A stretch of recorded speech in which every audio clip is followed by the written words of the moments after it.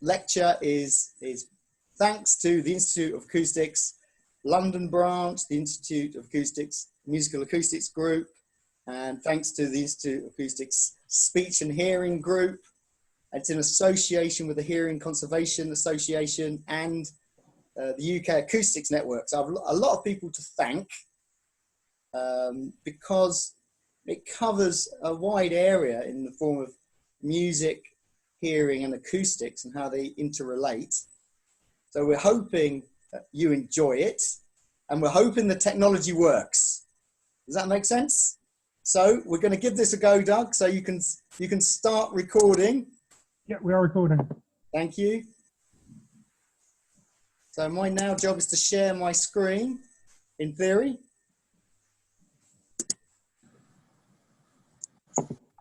But let's see if this works.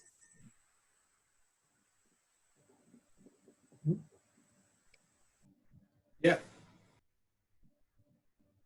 Hold on.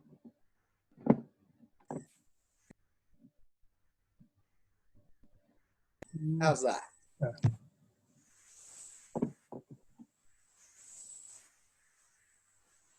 Oh, David.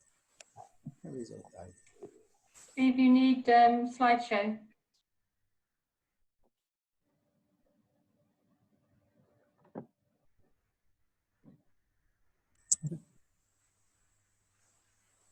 Slideshow view.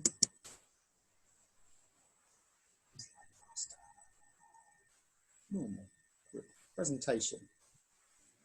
Can't see it. How's that? Right. Hopefully you can hear me and hopefully it will be pretty clear, this presentation. I've called it Facing the Music. I think I've called it Facing the Music for the last 8 years. It's about music, hearing and acoustics. I'm Professor Stephen Dance from London South Bank University's Acoustics Group, where we run a series of courses on acoustics. We're just about to run the apprenticeship of acoustics, and we run the IOA diploma in acoustics, and also we run a master's course on environmental and architectural acoustics, where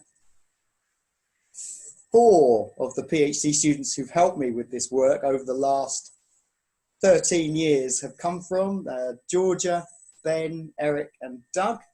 And I should also thank Dr. Brian Hamilton of Edinburgh University for supplying some graphics, some video graphics. Let's hope they work.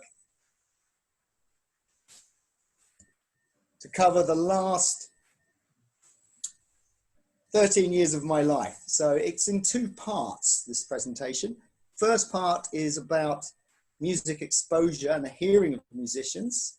And that should take about 20 minutes. And the second part is on solutions using acoustics in various types of space, whether it be a practice room, a rehearsal room, or in an orchestra pit. So the first thing I should point out is this all came about due to a change in the noise at work regulations of 2005, when the levels, which were set in 1972, were reduced by 5 decibels. So before, the upper limit was 85 decibels over an 8-hour day, and that forms 100% noise dose. It was down to, it was previously 90, and classical music tends to fall between those 2 values. So the key thing to remember is 100% noise dose is 85 decibels over 8 hours, or 85 decibels over a whole working week, which is defined as 40 hours. That allows for some flexibility in your shift pattern or rehearsal practice performance pattern in the case of music. And the second column, which is the peak pressure level, these are much higher values because they're instantaneous. They're not average levels, they're instantaneous levels. And the upper action limit was reduced from 140 to 137 dBc. That really accounts for very impulsive sounds, gunshots and cymbal crashing would be examples of that kind of sound. So we come to hair cells. So this is the physiology of the ear. We've got some example of perfect hair cells. And you can see there, the inner ear cells are short, medium length and long, and they react to different frequencies. And then the second picture is that of a rifleman who you can see was not wearing hearing protection because the hair cells are obliterated, the short ones. They look after the high frequencies, and the long ones are muddled such that you couldn't hear clearly at the lower frequencies. So, as I was saying, the typical levels in an orchestra pit, generally around 85, so right on the cusp of the limit, as averaged over an 8-hour day. The violins tend to be the more quiet instrument, around 80 to 83, and then you have the woodwind, sort of around 85, and you have the trumpet, percussion, and the timpani between 86 and 88 decibels. So generally, the instruments further to the rear of an orchestra are the louder instruments. These are German players, obviously. So what we did with the Royal Academy of Music, in this case, is we measured lots and lots and lots of musicians. So in this case, we've got a couple of examples, a trombone choir and a conducting class using dosimeters placed on the shoulder over the course of their day to establish what kind of noise exposure these musicians had. And what we discovered for these 18 different types of musicians is their exposure was extremely high. So you can see down the left-hand side various types of instrument, and along the bottom, noise exposure. Remember that 100% is the legal limit. So it's good if you play the double bass. If you don't play the double bass, your daily exposure, noise exposure, is above the legal limit. So that's the first thing when we establish this looks like trouble. And then you look down to see where the trouble lies. You see the violins, the strings are a few 100%. The woodwind are several 100%, sort of 600 to 800%. And then we come to the singers, the sopranos, they're at 2000%, and the various types of brass instrument are between 1,000 and 2,900%. So in terms of industrial noise exposure, this is a disaster. Not a good position to start in because it was the first thing we did. So therefore we had to establish through a series of audiometric tests. So far we've just measured just over 4,000 students as it happens at the moment. And that is usually done in Freshers Week, week 0. And we've tested 229 students in Easter time when they are finishing their degree. Their degree is 4 years long. And we do some simple audiometry. So it's a simple 10-minute test. It's a Beckersey test. You put some headphones on in an approved booth, and you press a button when you hear a beep, and the beep gets quieter and quieter until you cannot hear the beep. And at that point, the needle rises on the audiogram, and that determines your threshold of hearing. So all the students get one of these audiograms, and nowadays they take a photograph of it because they tend to lose pieces of paper. And we put that data, the numbers along the top of the audiogram, where 0 would be good hearing for an 18-year-old, statistically good hearing for an 18-year-old, onto a questionnaire where we ask many questions about their habits, what country they're from, how old they are, what instrument they play, how long have they played it for, do they have any part-time jobs? So questions about their life. Do they wear headphones? Do they go night clubbing? Do they go to bars? So various questions are asked. And then the data is inputted into a standardized graph, which tells us for each individual, so you can have men and women, and left ear and right ear. All the students tend to be very young, so they tend to be 18 to 24 or 25 to 29. And those 5 numbers can be summed to tell us their hearing acuity according to the HSE guidance document. So these are 1, 2, 3, 4, and 6 kilohertz values for each ear separately. And there are some categories. The categories, the bottom left-hand side of the graph, because that's the age groups we're mainly interested in for the music students. And then you have the sum of hearing loss from 0 up to 350.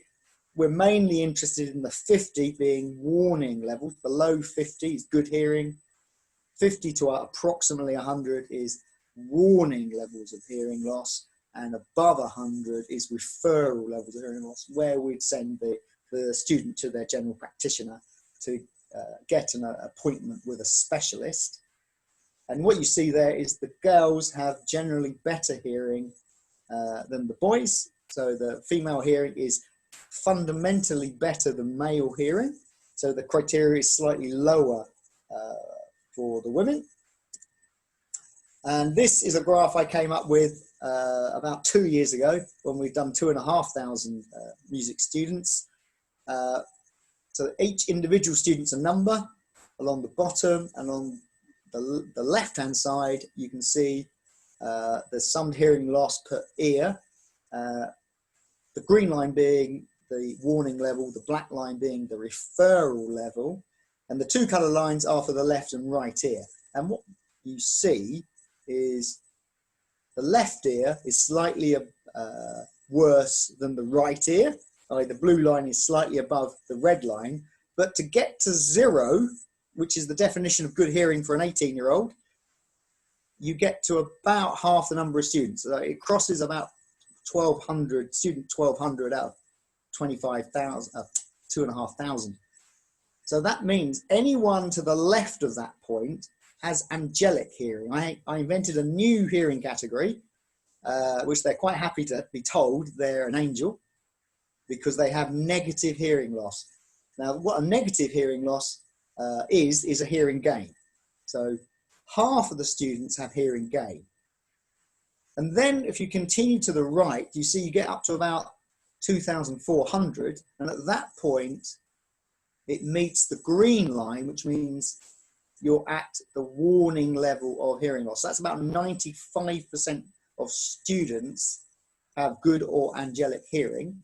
And then you have 3% with warning levels, where there's a rapid increase in the summed hearing loss. And then you've got 2% who have very significant hearing loss. Now, that is usually due to genetic conditions or due to injury. Nothing to do with music, it's to do with life. So what we did with this data is, because it's a confounding data, because 5 minutes ago I said they have huge noise exposures, and yet I've just said 95% of them have good hearing, when statistically only 80% of them should have good hearing. That is according to the government's database. So what I did is, for the retested students, it's about 10% of students are retested each year, and I've divided them into groups. So it's about 55 strings, about 50 woodwind, 47 brass, 32 piano, and 19 jazz. The percussion and the voice, we haven't got a large enough sample to do anything with. But we tried to match their hearing as a group to their noise dose. So this is this coming up here, but we their noise dose, it should be remembered, is over a long period of time. So they're at the academy for 3.5 years, because it's a 4-year course. But the pianists, because we asked them how long have they played, they've played for 19 years. So these students are about 22 years old, and they've played the piano for 19 years. So this indicates they've been playing since 3. The other types of instruments, the voice, the strings, the percussion, the brass, woodwind, it's about 13 years, the average time. So they kind of started when they were 8. And it's only the jazz who start as, I think, 12 years old are the latecomers to music. So they have an enormous noise dose over a very extended period of time. So this is not a good sign. But when we looked at the data for the noise dose by group, you can see 1800 for the jazz as noise dose, 1800 for the brass, and the voice is somewhere around 1000, woodwind and strings around 400 to 600, percussion about 700. Piano, right at the bottom there, 150%. So when we put this on the graph, we get this relationship. So this is a very unusual graph because along the bottom, it says improvement in hearing. This is for both ears, summed for the 1, 2, 3, 4, and 6 kilohertz frequencies. And the reason it's very strange is you shouldn't have the word improvement, because I've just said they have hundreds or thousands of % of noise exposure. And after this horrific, fundamentally horrific amount of noise exposure, their hearing has improved. But it improves less as the sound exposure goes up. So this is called Guess the Instrument coming up. It's so we start at the bottom, which is the piano. You remember I said piano? So the pianists have about a 10 decibel improvement in hearing as averaged over 5 frequencies for both ears. So that's approximately 1 decibel per frequency per ear. And then you have the strings, who are a little bit louder than the pianists, around 92 decibels. And then, so they've only improved by 6 decibels overall. Then we have the brass, which are very loud, 97 decibels. And then finally, we have the woodwind, which are not as loud, 93 decibels, and they have the lowest improvement. Now, that's a bit confounding, but if you think about where they are located in an orchestra, the woodwind are in front of the brass. So the woodwind are suffering from the brass. Now, when we talk to the musicians, they always say it's not us, it's them, what's behind us are causing the issue. So it's never your section that's causing the problem, it's somebody else's section. So that made me think, okay, there's a reasonable relationship between noise exposure, well, this is music exposure really, and hearing. Let's put the jazz on and see where that leads us. So this is with the jazz. We're up to 205 retested students here. So there was a handful of percussionists and vocalists we couldn't use. So jazz is pretty much exactly on this line. Because the jazz are equally affecting each other. There's not really somebody who's behind somebody, but they have the lowest, the smallest improvement in their hearing, but they have the highest music exposure. So there's definitely a relationship between music and hearing in terms of music exposure. So that brings us to a more detailed discussion on their audiograms. So that's an overview of their audiograms. But when we look at the general population data, this all came from studies in the 60s. The general population lose their hearing at 4 kilohertz first for noise exposure. And the longer you're exposed, the deeper the dip. And as the years go on, it gets deeper and then it gets wider. But it's definitely at 4 kilohertz. So I compared that to all our audiograms by our musicians. So here we have the men, first of all, the left ear and the right ear. So the samples are too small for the youngsters, the under 18s. They tend to come from Scotland for some reason.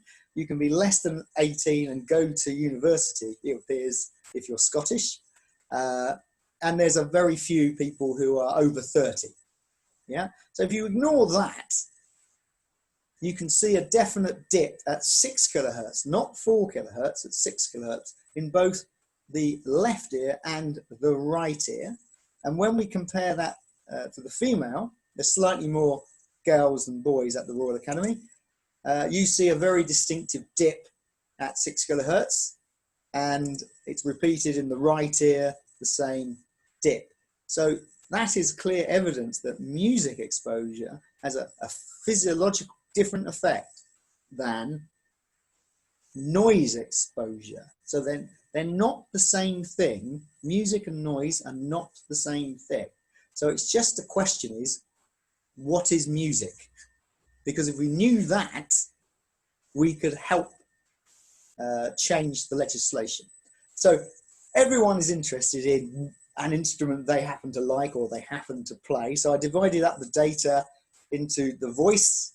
So this is the musical theatre and the vocalists, and you can see a lovely dip, 6 kilohertz dip, and again the dip in the left ear of the girls and the right ear. But you will see a very consistent, if you look at the y-axis, the vertical axis, the girls have a much smaller hearing loss at these high frequencies than the guys.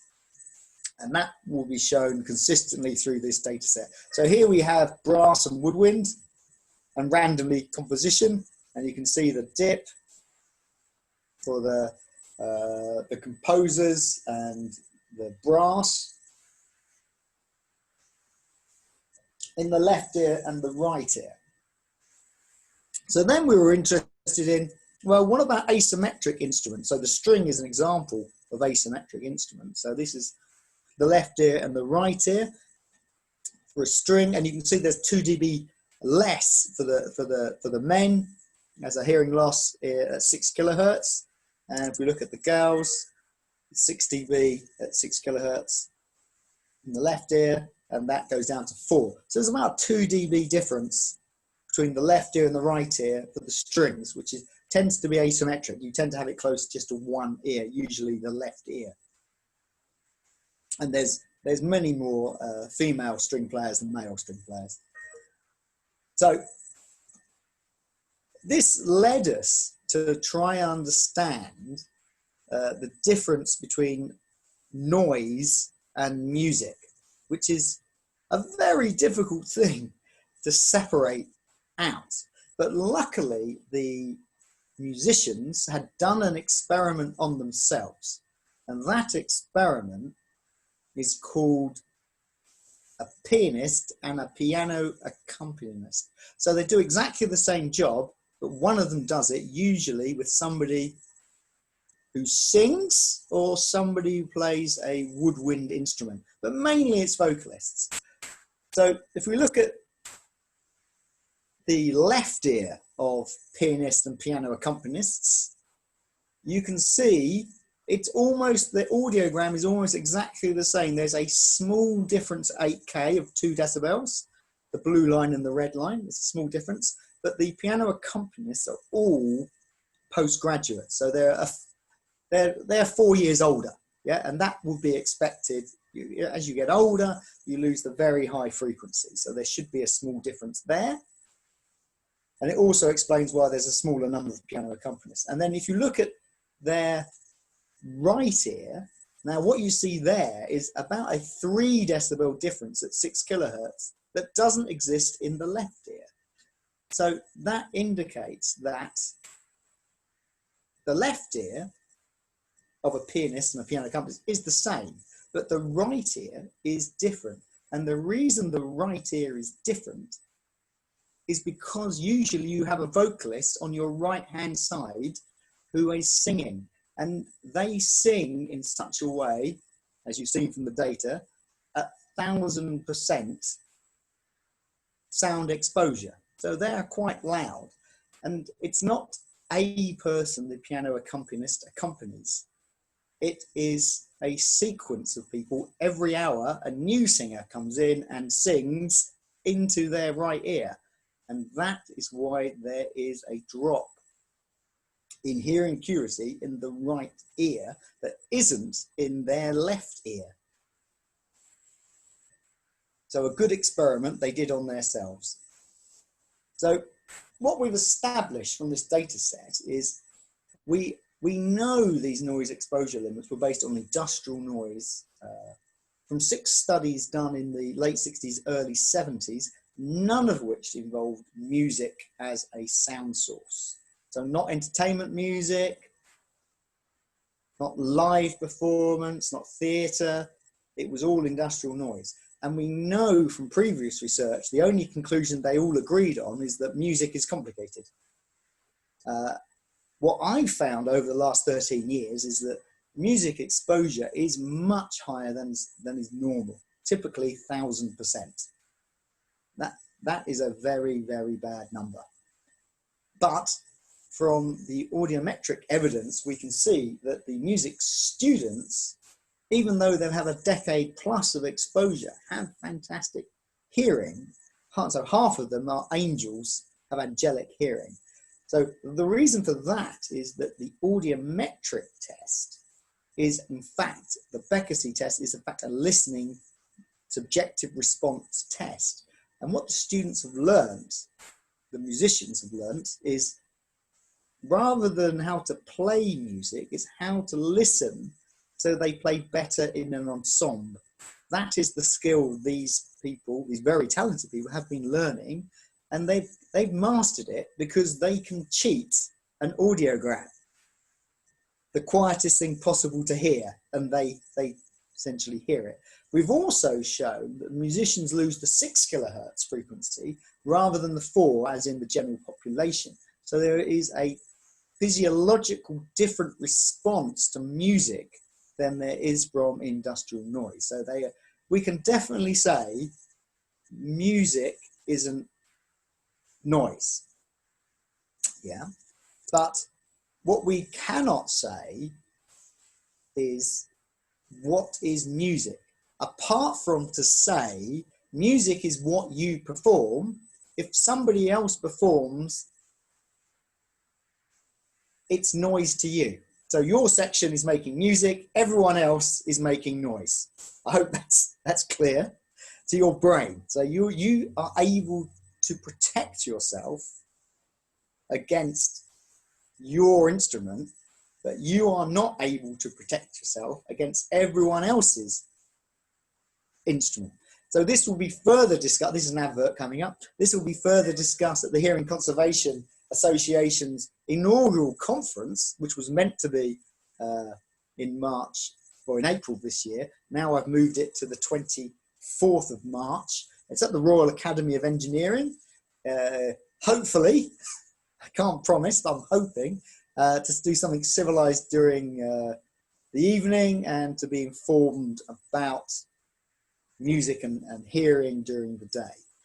What we're going to trial next in this term is optoacoustic emissions. So this was a system that came out from the late 70s and it's being used in our hospitals to test babies, newborn babies, but now we can test adults with it, but you can only compare your data set against your own data set.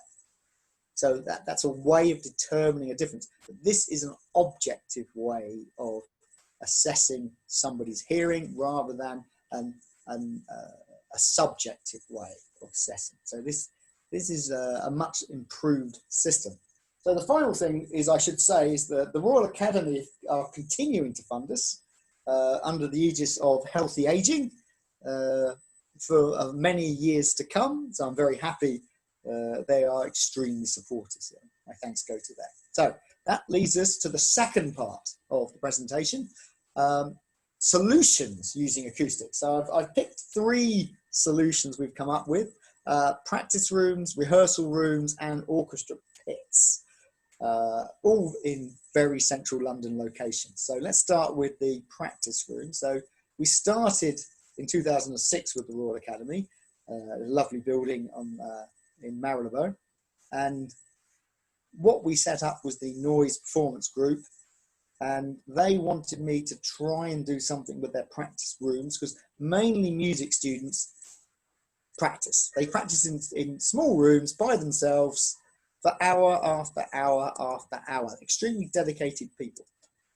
So what I came up with, because I notice in these practice rooms, they stand in front or sit in front of a large mirror. So I came up with the absorptive mirror as like a local treatment. So they like to play into this mirror. So here's our mirror. It was created out of a silvered mylar, heat shrunk over a frame, which is on top of some compressed fiber glass panels. So you can see the 2, hopefully. There we have it being our lab, and there we have it at the Royal Academy. I think they were done 2009, and they were installed at the Royal Academy, and they played in front of them. I think for about 5 years they were performing in front of them, or rehearsing in front of them. But the point of this musical mirror is it's extremely thin. So what you don't want to do, there it is in our lab, is to dull the sound of the music. So the idea was the silvered material would reflect high frequency, but allow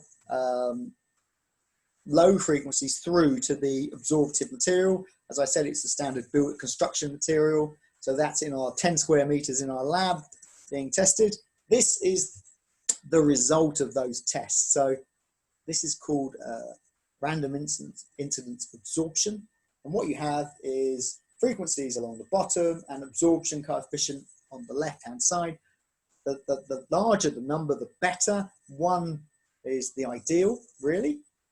And you've got 3 materials. So the first material is the construction material. And what happens there, it's extremely absorptive, but that creates a dull sound in the room.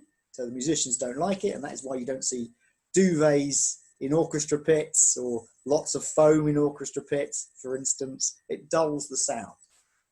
It does get rid of the sound, but it ruins the music. And in red, we have this, this silvered mylar material. It came from the Russian space program. I happened to find it. And what you see there, the red line matches the green line up to the mid frequencies, up to 1000 hertz. And then you see a rapid decline at the high frequencies. Now that lets the attack of the instrument come through, which is what the musician looks out for. It's the bright sounds they look out for. And I put on the graph as well something called Roscoe mirrored material. That comes from theatres. So on a theatre stage, you're not allowed glass. So they make a very similar mirror, but it's made from thicker material. So you can see the shape is very similar to the red curve, but it's dampened, so it's not as effective. We found that reduced the sound exposure of the musicians by 3 decibels whilst practicing in the small practice rooms. So the second solution was to do with rehearsal rooms, much bigger rooms. This one was at Henry Wood Hall. And what we did there, we worked with them since 2009. It's a lovely Georgian church in a little square very near to the university. And it's set up for full symphonic rehearsals of 80 people. You can have up to another 80 of singers in there as well.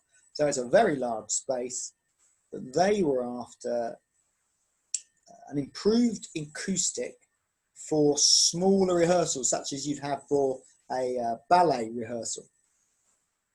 So what we came up with is an airbed, an inflatable. because they wanted a cheap, flexible solution.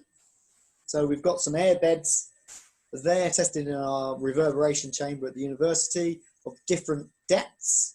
So very cheap, £40 an airbed, maybe £25 for the thinner airbed. And you've got the same absorption coefficient graph at the bottom.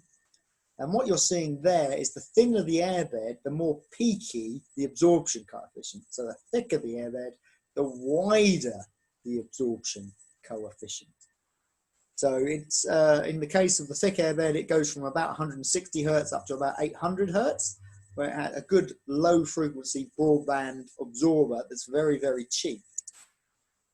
So we can get rid of the boom in the hall. So that's the hall when we were messing around, installing them. They can be installed in a few minutes, but they've got built-in pumps. You just need some electricity, because then you can change the acoustic between sessions, morning, afternoon, evening. There's a 1 hour turnaround time. So you can have a flexible acoustic. That is how we tested it. So you can see they're all at the rear, in the corner, the back wall and the rear in the corner. So you can't really see them. And we got some very good results in terms of reverberation time. So what you look for in a rehearsal space is a flat reverberation time, maybe with a little lift at the low end. And you can see the black line is the original rehearsal room, and with the 30 air beds, you can see the low end has been reduced by about 0.3 seconds, and that just takes the boominess, which creates a muddy sound in the hall. But because the air beds are all in the corner, and the corner tends to be where the timpani is positioned, is actually more effective than in a subjective way, from the feedback we've got from the conductors who've gone in and rehearsed there. So the final part of the presentation is about the Royal Opera House. Now, they came to see us about 2.5 years ago to try and help them with their issues. They lost a court case in the High Court and in the Court of Appeal about music exposure of a viola player. So they asked us to come in and try to address this issue. Now, everyone else has definitely said it's a complicated issue. And it's complicated because it's about perceived loudness in these pits. So all the acoustics that's been done on auditoria over the last 80 years has been focused upon the stage acoustic or the auditorium acoustic, i.e. the audience. Not really that much has been done about the orchestra pit. So we have a little graph there, a little GIF using a Campbell Associates Norsonic acoustic camera. That's at the Duke's Hall at the Royal Academy, and you can actually see the sound using that acoustic camera from the balcony. So it's an interesting piece of technology. So we've looked at this, the acousticians of the world have looked at this, and they haven't really come up with a solution you've got these 80 players in a cavity and they're playing loud, and we know that they play louder to hear yourself the louder you play. We know the less you hear yourself, the louder you play. The evolution of the musical instrument has meant that they've all got louder because the auditoriums have got bigger. So the current auditoriums being built are for 2,500 people. But if you look at when they were built 70 years ago, it was for 2,000 people. And if you look another 30 or 100 years ago, they were built for about 1,500 people. So you need a louder instrument because you're playing to more people. And that's why loudness has suddenly become an issue. So in an orchestra pit, you've got this complicated ensemble of sounds in this semi-enclosed space which involves many scientific fields of study. You've got physics, you've got psychophysics or psychoacoustics, you've got neurology, and you've got cognitive science, all working together. And we have to find a solution to that. So that's a combination of hard science and human perception, so you can express your art. So this is why it's so difficult to solve this problem. So what we came up with the help of Dr. Brian Hamilton, I have to say, for providing this little demonstration. So this is room acoustics without any maths. So you've got the source to the receiver, the listener in this case. You've got a direct path. You've got an indirect path, the nearest one being off the floor. And then you've got a longer path, for instance, off the ceiling. And this allows the person to feel enveloped by the sound, particularly when you've got longer reflection. So there we have the blue line being a very long reflection. And what Brian has managed to do, thanks to finite difference time domain approach, is using his desktop supercomputers, which have a lot of graphics cards in, he creates beautiful wave-based models. So I'm crossing my fingers that this is going to work. And here you can see the sound distribute over the auditorium. And you're seeing very strong wave fronts broken up by the seating. Because what you're after for envelopment is a homogeneous type of sound field. So eventually you do get to a homogeneous type of sound field, but the sooner you get to a homogeneous type of sound field, the more enveloped you will feel. But you still need to feel the direct sound. So you have it's a balance of direct sound, a few early reflections, and then a homogeneous field. And then to describe that in terms of a graph, we've got the direct sound in red, the early reflections in green, and then you've got this long tail of reverberation that provides the envelopment. So what we've done with that is we're using that piece of technology to inform us what we should do in the orchestra pit, to overhaul the loudness and enhance the performance. And we've done that by looking at ensemble presence, support, and feedback. So what we know is if you're in a reverberation chamber, it's overwhelmingly the reverberant field that dominates. So a terrible place to perform, everything's washed out. And we also know that if you're in a very, very dry space, the driest space possible is an anechoic chamber, then you have no support at all. So what you actually need is a balance, and the balance is going to be provided by diffusion. So diffusion is the key to this problem. So previously, this problem had been attempted to move the musicians further apart or add additional absorption. And what we're saying is diffusion, it keeps the music but breaks up the wavefronts. That's the hypothesis. So we found one orchestra pit that was designed with diffusers in mind. It's at the Rutgers University in the USA. But the problem, of course, is that was built with diffusers in mind, where every other opera house, every other theatre hasn't been built with that in mind. So what does this diffusion do? So thanks again to Brian. This is the top view of an orchestra pit. And if I run this, fingers crossed, you'll see the wavefronts and you'll see how strong they are, and they maintain their strength because these are hard, flat surfaces. They don't spend any money in an orchestra pit. They buy some black paint.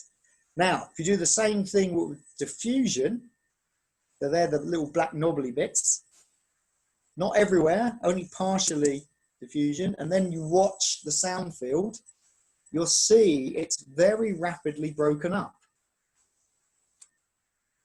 So it's much more homogeneous, and that way you can reduce the loudness in the orchestra pit, and you allow the sound to get out to the audience, which is where the sound wants to be. It doesn't want to be in the orchestra, it wants to be in the audience. So let's look at an example, sorry, where we can run both, so you can see the difference between them. I'm hoping that was clear. And now we go on to the next slide. So here we have the orchestra bit, but taken from the side. And we've put the poor musician, usually a timpani player, is underneath the overhang, and his head, usually it's a head, at the halfway point between the floor and the ceiling. Exactly the wrong place to put your head. But that's where their head is. So again, we run the simulation without any diffusion. You'll see very strong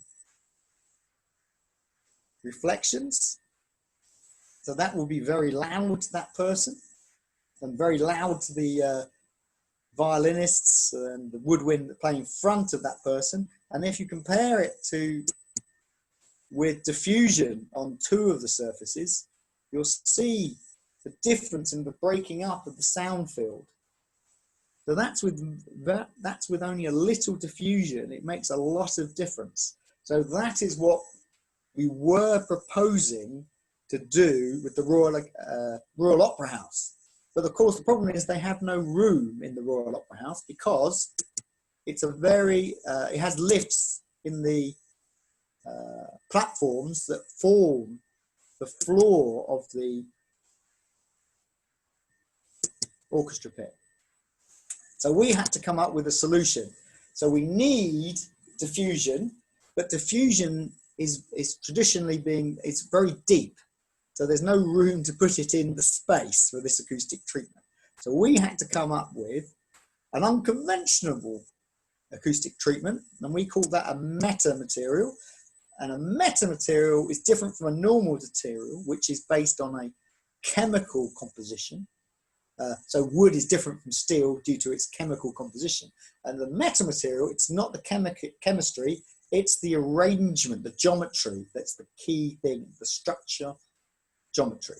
So we've got an example in the bottom right-hand corner of an impossible thing. So it's refracting the light in a very strange way. That is an example, an example of light being unusually acted upon. So we have to do the same thing with sound. And what we've come up with is something called a meta diffuser. So in the back, you see the actual normal diffuser. It's 28 centimeters deep. And our meta diffuser is 2 centimeters deep. It does exactly the same thing, as I'll show you in a minute. And there's another example of a panel. It's only 3 centimeters deep. So we had 10 centimeters, but it turns out we only need 3 centimeters. And they basically work by slowing the speed of sound down, and therefore the wavelength you can act upon is lengthened. So here's an example of a scatter plot for the meta diffuser on the left, and the equivalent quadratic residue diffuser, specific design that is meant to represent. And as you can see from the scatter plot, it is pretty much identical, but it's 2 centimeters deep instead of 28 centimeters deep, which means it fits in the orchestra pit. Now, our problem, as many people's problem is the Royal Opera House shut its door on the 24th of March this year, and we were due to install these meta diffusers into the orchestra pit. So we're hoping at some point we'll be let into the orchestra pit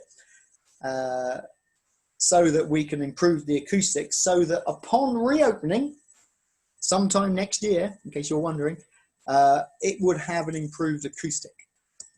So that brings me to the conclusion of the presentation. I have to thank the Royal Academy of Music, and I have to thank the Royal Opera House. I have to thank the UK Acoustics Network, and I have to thank the European Cost Action for supporting this research over the last 13 years.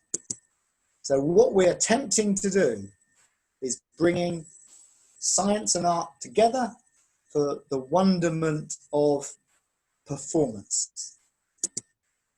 Thank you for listening. A final thanks to all the noise teams and all the different organisations I've worked with, and a special thanks goes to all the PhD students who helped with this project.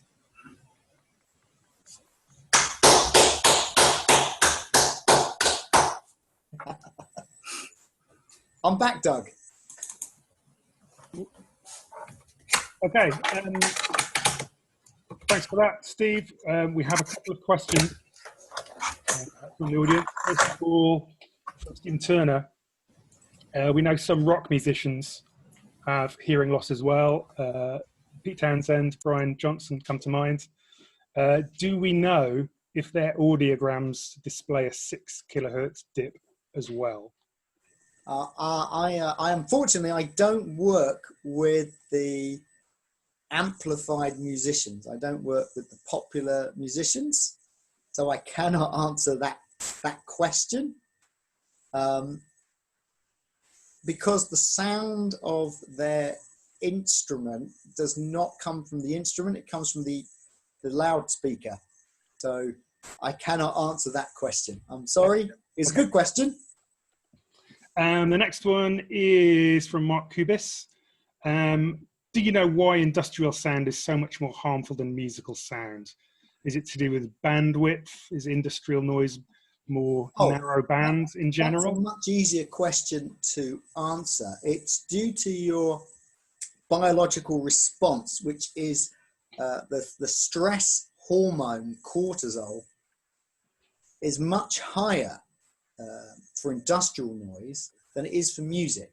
So the point of music is to make something nice, deliberately make something pleasant. Whereas industrial sound is a side effect of the process. And that is why it causes the stress response. So your body heals itself better if it's not stressed. That's what I can say. Okay. From Gordon Hunter, why do you think that the 6 kilohertz band is so seriously affected specifically? That's again a very good question. I would say from talking to Mike, when Mike was a young man, Mike Breslin was a young man, he was at the ISBR doing this study on the effects of industrial noise. So we can blame Mike. And he said he had data, but it wasn't conclusive, that more impulsive type sounds did create the 6 kilohertz dip, but he didn't have enough evidence to get it written up in the legislation. Well, not written up in a paper to make the legislation, to inform the legislation. So I think it's music has fundamentally higher frequencies in it, and then consequently they affect the shorter hair cells more than the industrial type noise, which tends to be a lower frequency. Okay. From Simon Kahn, have you allowed for the difference in exposure period for students and performers? Typically, wind players play for longer than brass players, so have greater exposure per performance. Absolutely, Simon. I can tell you just how hard these students work. So the first thing to say is be an opera singer. They don't work very hard at all, but it would indicate they have the most talent because they don't need to work. And then after that, it's the brass who tend to do about 2 to 3 hours a day of practice or rehearsal. And then the woodwind do about 4 to 6 hours. And then the violinists do around 6 hours, and the pianists, you have to drag them out of the practice rooms. They do 8+ hours every single day. In case you want to know how dedicated people are, they are the most dedicated people in the world. The pianists they're very strange people. I like them. Okay, again from Stephen Turner, we used to warn people that just because they like loud music doesn't mean they won't suffer hearing loss. Is that no longer the case? It's not. That's not true. It's amplified music that seems to be the issue, because amplified music, because you're not expending any energy, you're just consuming the energy. That is the danger. Yeah. When the brass players play, after 2.5 hours, they are exhausted. The reason they stop is they're exhausted. Where pianists, it's not exhausting to play the piano. So there's a physical effort in producing your own sound that doesn't exist in amplified sound. So, sorry, just can I follow up, Doug? Thank you, Steve. So it's if you are physically involved in making music or making the sound, making the noise, depending on your point of view, the impact on you is less than if you're just sitting, say, in an audience listening or listening to somebody. I would agree with this. If you're making it, your body seems to protect yourself against that. The problem, of course, is when you make music with other people, they are making the noise. You are making music, they are making noise. So you're not protected from them. You're only against your own instrument. That seems to be the result of the study. So now we need to try and work out exactly what that is. Yeah, okay. Yeah. So I suggested that everyone learn the brass instrument, because then they'd understand the brass instrument, and then they'd be protected because they'd be thinking about the brass instrument when the brass is playing and then not playing. Yeah. When you're playing, you have to think about your own instrument. When you're not playing, if you played the brass instrument, your brain will be engaged with what the brass players are doing. And that might be the thing that protects you. So it's even the engagement, not just physically breathing in and out and making the notes. No. Okay, thanks. Oh, Doug's gone dark. Sorry, I'm a little bit dark. I'm sorry. There was a question about meta-diffusers. First of all, what's the price difference? Just from Jesse. What's the price difference between a meta-diffuser and a normal diffuser, traditional diffuser? Well, currently they're not on sale. So there's no price difference because it's not on sale. It's literally 3 have been produced.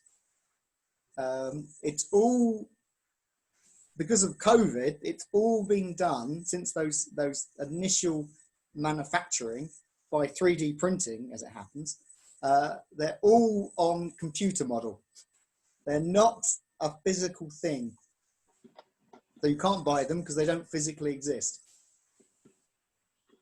Okay, and from Adam Reeves, this desirable sound that they create in the orchestra pit, how does that affect sound levels in the pit? This is an extremely good question because it's only a hypothesis at the moment on a computer simulation. One of the next steps we are thinking of doing is creating a virtual reality environment for the music students to listen to, so that they can tell us what they think of the sound before the implementation is undertaken. Because what we know is if the conductor doesn't like the implementation, at the practice break, it is removed. It is removed after 90 minutes. They are very decisive people if they don't like it. So we think it will reduce the levels by a few decibels. But the key thing, it reduces the peak levels by redistributing the energy. So in theory,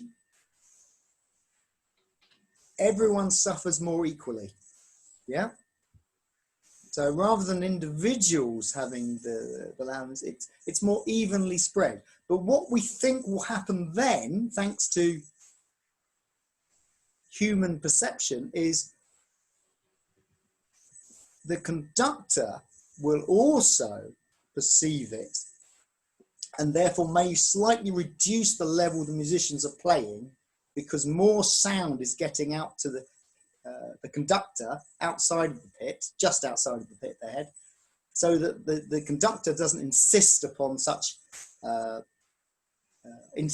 enthusiastic conducting. So it's a feedback loop.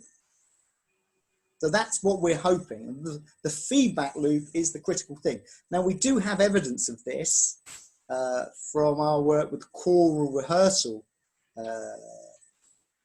at the Royal Opera House. They've got 48 permanent opera singers in the chorus, and we have got them to sing differently, and they do react to the sound of everyone else.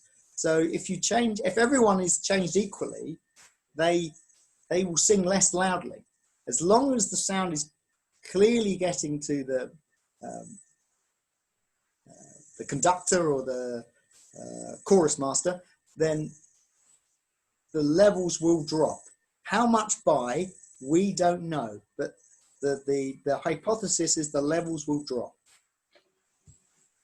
Okay, from Georgina Burns O'Connell, we're back to the music students. Do many of the students report tinnitus, and does this correlate with exposure? I'm afraid they do report tinnitus. It's the brass that are the ones who mainly suffer from tinnitus. It doesn't directly correspond to the noise exposure, but there is a link, which is very strong in the brass. So they will get it first, and they will get it the worst. I'm not really encouraging playing the brass instruments here, Doug. I apologise. Sam is saying that perhaps the 6 kilohertz cochlear hairs are the most sensitive within an electric guitar's typical frequency range. How does instrument spectral centroid relate to hearing loss dip?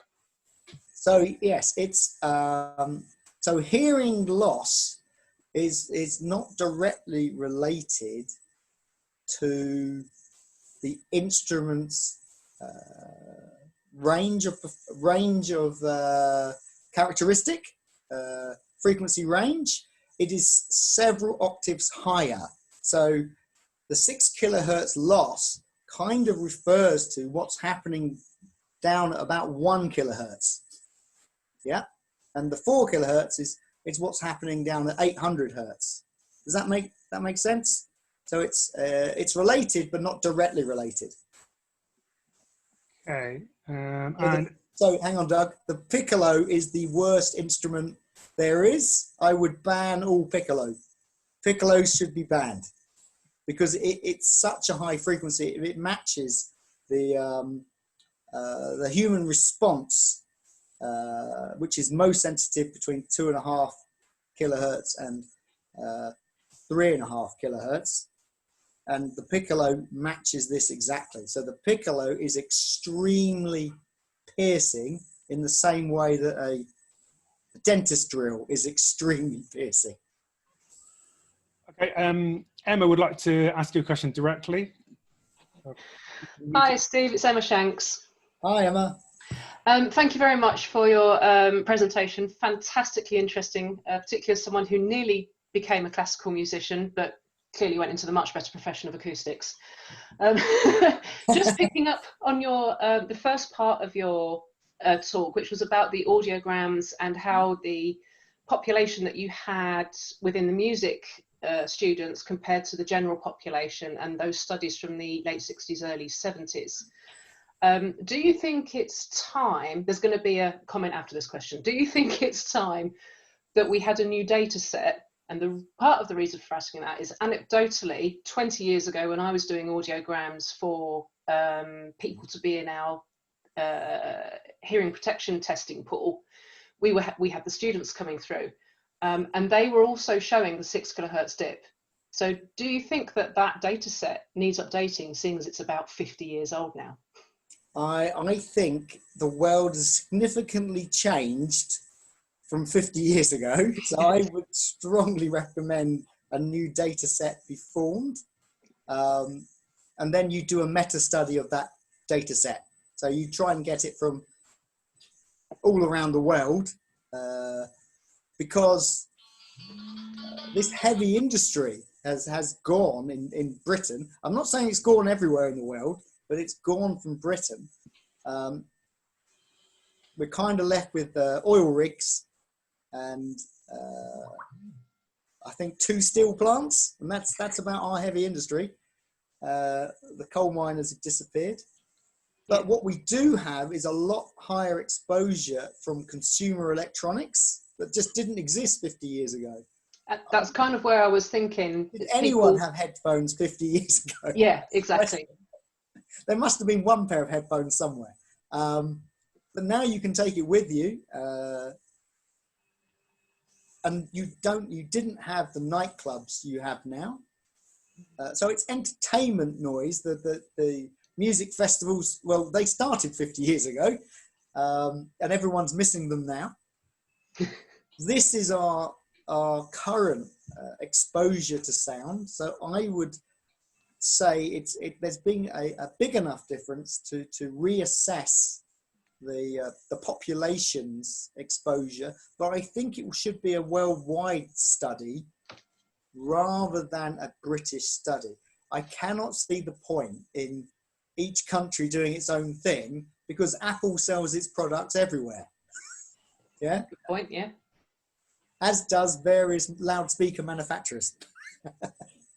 For instance, and amplifier manufacturers. So it does need to be done. Yeah, I agree, Emma. Super, thank you. A couple more, Steve. Okay. Mark is asking, has anybody tested the real-time acoustic reflex mechanism of a musician while they're playing? If they've played the same music before many times, they'll be able to anticipate the loud bits of the music and protect themselves. So that is the working hypothesis for this. There is a reflex in your ear based on 2 muscles that are designed to protect your hearing under extreme circumstance. So the hypothesis is the musicians have learned to control this reflex so that the amount of energy going into their ear has been reduced. And that is how they're protecting themselves. Now, it has been studied using MRI scanners. They were interested in how the brain lights up as you play an instrument. Of course, in an MRI scanner, the instrument has to be non-metallic. So I think they were playing wooden flutes. So old school, some medieval instrument, but still a flute in some kind of flute. And it did show there was a reflex on the image. So the muscle did move. It's a very, very, very small muscle. That's the problem is the MRI scanner doesn't have the resolution currently to see it clearly. It's a very small muscle and it's on your tympanic membrane, on your eardrum. Okay, a couple more on meta-diffusers. Adam Thomas is asking, have you calculated impulse responses for the orchestra pit with or without and oralized with those? Can I ask Eric to answer that question? Hello, can you hear me? Do this. Yep.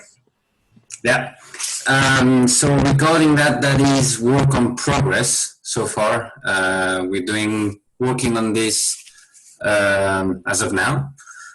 We are making impulse responses with these finely different time domain techniques simulations you have seen just before. And yes, we could say the purpose is to actually simulate with and without the meta diffusers, without traditional diffusers. So if we're using quadratic residue diffusers or any other diffusers also, and try and compare how these fare, and that will be also kind of the first stepping stone towards virtual reality, as then we could put some video, audio, and convolve some input frequencies with some database sounds and see how the musicians react. Well, let me know if this is clear enough. Thanks, Eric. And maybe another one, or maybe one for Eric or for you, Steve. Are you collaborating with the conductors at the Royal Opera House to monitor The conductors. the chain and monitor this feedback loop, like you say? So we work with the chorus. We work with the chorus master and the assistant, the deputy chorus master. We have talked to the conductor, but mainly we talk to the conductors at Henry Wood Hall, where they've got a little bit more time because they're rehearsing, and so at the end of the rehearsal we tend to talk to them about the acoustics of the space, and also we talk to the trustees. They tend to be former conductors, and about the acoustics of the space, and they seem to be very interested. The conductors are extremely well educated, so they understand physics, which did impress me because they actually understood, but they are absolutely obsessed by music. So wherever the conversation starts, it ends up talking about music. Okay. Will the IOA provide CPD attendance certificates for this talk? Which is a good last question, because that's the last of the questions, Steve. That is a good question. I presume so. I think Linda should answer that question. Where's Linda gone? Where is Linda? Shall I pick that up, Steve? Oh, thank you, Stephen. I think we can. The way to do it is if people would like to put their email address on the chat line. Perhaps, Doug, can I impose upon you? If you send it to Doug personally, Doug, then you can download the chat at the end of the meeting, send it to Linda. We've got a routine now for the refresher training, so I suspect we can lock this into the same one. But the crucial thing is for individuals to put their email address and send it to you. Yes. Personally, using the messaging system. Yeah. Thank you, Stephen. That's very, very informative. Doug, it's down to you for that one. I'm on it. Right. Well, thank you very much, Steve. Thank you. I finished my wine, Doug. This is never a good sign. Good thing. Thanks everyone for coming. Thanks for your questions. I will draw the meeting to a close in a moment. I will actually leave it open because I'm waiting for email addresses to come in. So no hurry for that. I'll not close it right now. Yeah. Send me the recording. I will. Thank you, Steve. Thanks, Julian. Thank you for waving. I should wave as well. Thank you, Steve. Thank you. Thanks. Cheers, Steve. See you all. Thanks, Simon, for the message. Steve, Doug, are you going to put the recording on the South Bank website, or do you want it on the IOA one? It'll probably go on both, Steve. Yeah. Because again, we've got we're getting into the pattern of this, especially with the refresher training. So those talks are now behind the members' login on the IOA website, so it could go there as well. Let's do that. I'll put it on. We'll send it over. I'll send the link over. Yeah. Yeah, if you do that, yeah, send it to me and Alex perhaps, and we'll get it sorted out like that. Thank you. Good. Right. Anyway, thanks very much. That was great. Well done. See you soon. That's the end of my working year. The academic year is slightly different, I'd like to point out.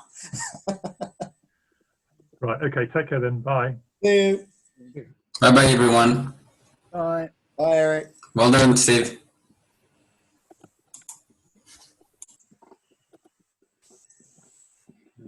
Thanks, Steve. Well done. Thanks, Bridget. Good to see you. See you sometime. Next time I'm in London. Oh yeah, I forget actually. Probably.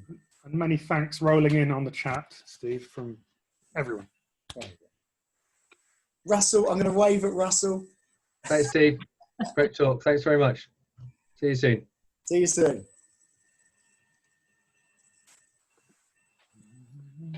And then there was 16.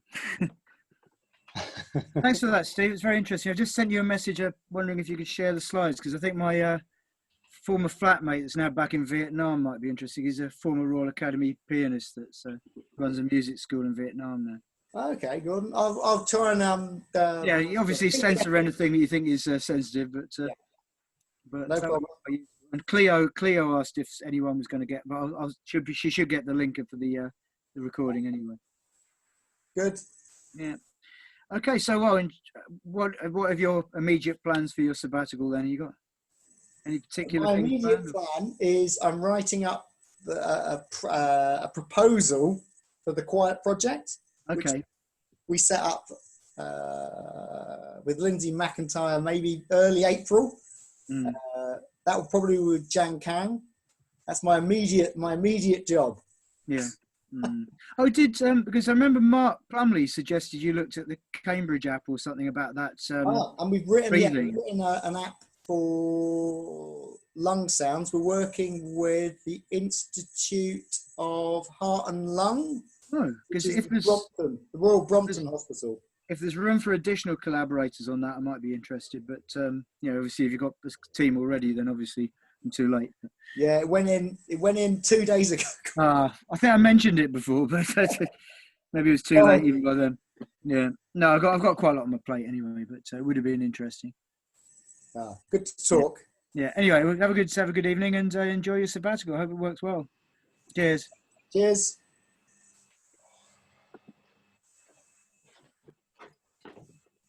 Right, Celia's there.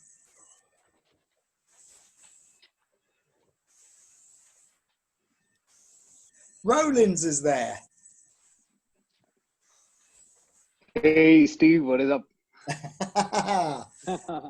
How is it in? Is it Mumbai? You're in Mumbai? Yes. I'm in Mumbai right now. So basically we are designing this orchestral studio in Dubai. I told you about it, I guess. Yeah. You sent some images over. Yes, every Tuesday I'm there. So it's like an orchestral studio along with the Oscar-winning composer A.R. Rahman.